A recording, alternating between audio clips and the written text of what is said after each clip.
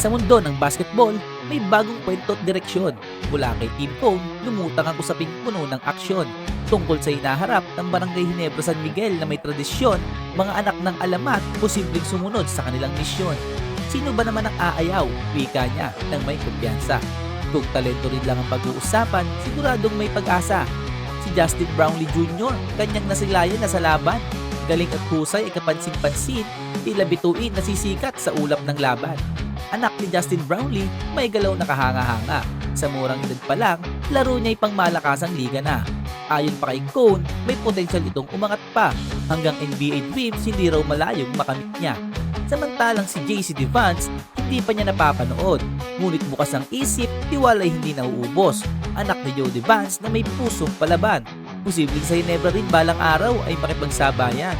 Sa ngayon ay haka-haka, ngunit puno ng inspirasyon. Kwento ng bagong dugo, bagong pag-asa sa bawat henerasyon.